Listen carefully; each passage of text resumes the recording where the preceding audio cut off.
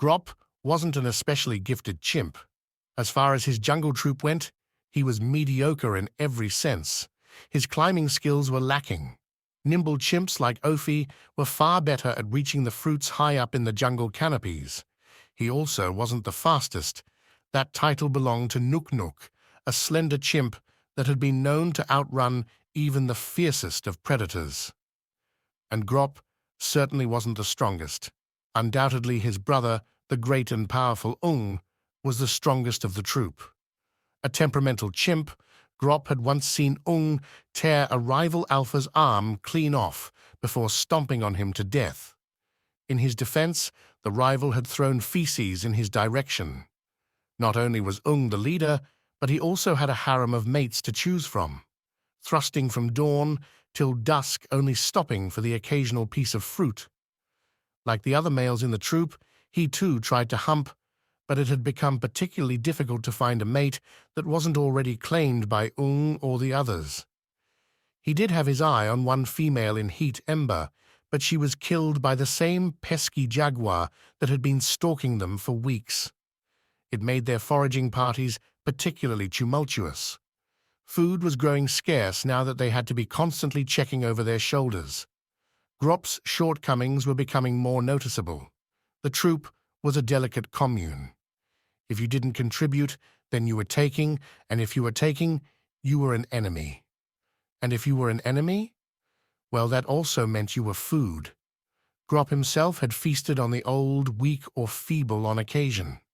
One way or another, you were going to contribute to the troop.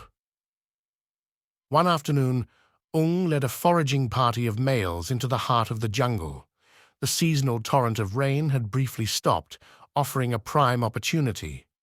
Heavy rains brought the scents of the jungle to life, and a chimp could smell ripe fruit or an anthill or beetle colony over 5 clicks away. Grop brought up the rear of the group, carefully surveying the sights and smells so as not to miss an opportunity to contribute. Growled and barked at him occasionally for slowing them down. Eventually, the troop reached a small clearing amongst the dense thicket of trees. They all began searching the area, finding an occasional grub or crawling morsel to slurp down. A few paces in, the troop watched as Ophy began grunting excitedly, jumping up and down on his knuckles. Trotted over, offering his own bellowing "Ooh!" Grop and the rest of the troop joined them at the base of the tallest musa tree that any of them had ever encountered. Tucked under one of its splayed green leaves at the top, a massive bushel of perfectly ripe bananas, enough to feed the entire troop for a week. Quickly tried to scale the thick trunk, only making it a short way before slipping down. He pounded his fists into the ground in frustration. Ophy was next.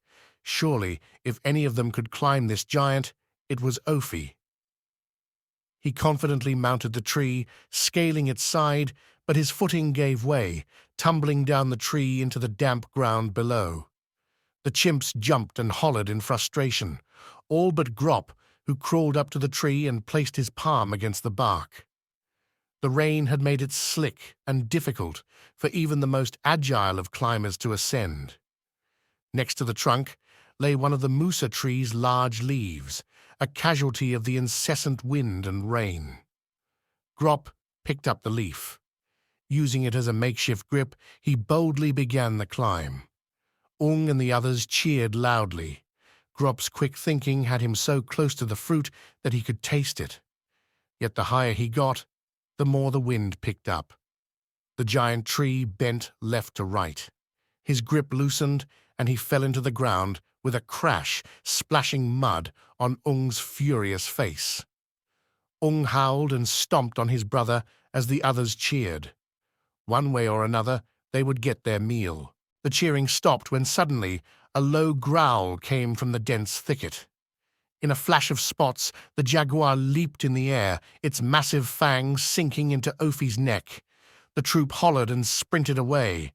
Grop tried to follow, but his leg had taken the brunt of the fall. He hobbled on 3 limbs, unable to find the troop through the dense jungle. All alone with the jaguar at his back, Grop continued his trot for what seemed like hours. The sun would be setting soon. Shelter, food, and rest were needed, yet the troop encampment was nowhere in sight. As night began to fall, so too did the rain. Grop's damp fur offered little protection. He shivered from the cold as his stomach twisted in pains of hunger. If the jaguar didn't get him, the cold or exhaustion would make short work of him. Nature has a way of piling it on. After scraping his knuckles along the jungle floor for hours, a stroke of luck. Grop came upon a babbling brook. He hurried over, drinking water by the handful. Adjacent to the vegetation lay a small cave entrance carved into the brush. A primate would normally avoid such a shelter given the risk, but Grop had no choice. He escaped the rain and stepped into the dark void. A few feet into the cave, Grop's nose was aflame. It was an unfamiliar scent, yet wildly inviting. He crawled with his face towards the ground until at last he came upon the source, a cluster of bloomed mushrooms sprouting from the cave floor. Nature had already chosen for him. Poisonous or not, he would starve soon. Grop pulled a fistful of the mushrooms and chewed on them ravenously. After finishing the whole lot, he rested against the cave wall, hoping to regain strength beside the calming sound of rain into the brook. Grop awoke to the faint sound of a whistle. Through blinking eyes, he saw the cave's walls swaying like a tree in the wind. Grop leaned forward to inspect the wall and gently reached out a finger. As he pressed into the stone, the whistling grew louder, and the rocky walls began to ripple like the surface of water, vibrant colors emanating with every wave. He recoiled in fear as the cave itself seemed to come to life. The rippling had stopped as the limestone wall had turned into a shimmering mirror where Grop's reflection stared back at him. Grop howled and jumped, yet his reflection remained calm. The reflection rose from his knuckles and began walking across the cave walls on 2 feet. Grop followed cautiously as the reflection grabbed 2 stones and began striking them against each other. The sparks birthed an ember that bathed the entire cave in light. Grop watched in awe as the reflection continued walking, its appearance changing at a rapid pace.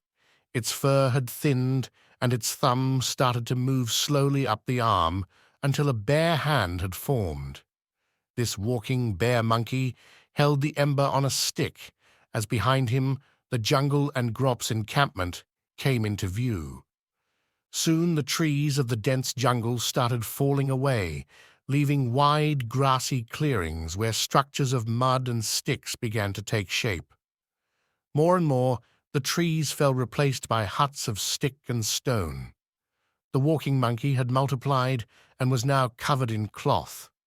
Its ember had been shared widely, and the huts of stick and stone were quickly replaced by larger ones, then larger still, until the jungle had morphed into a sprawl of giant metallic trees that Grop looked at in awe. Thousands of these clothed walking monkeys hurried in front of the metallic trees, all with their heads tilted down towards colorful stones that they each held in their hands that seemed to shine as brightly as the sun. Then, in an instant, the whistling had stopped.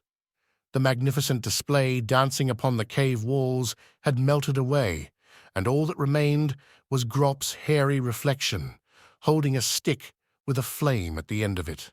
While the reflection faded, the flame had not, and while the cave had returned to its original form, Grop was now holding a stick with a flame at the end of it. The rain had subsided, and dawn was breaking. With flame in hand, Grop carefully rose on his hind legs and waddled into the jungle.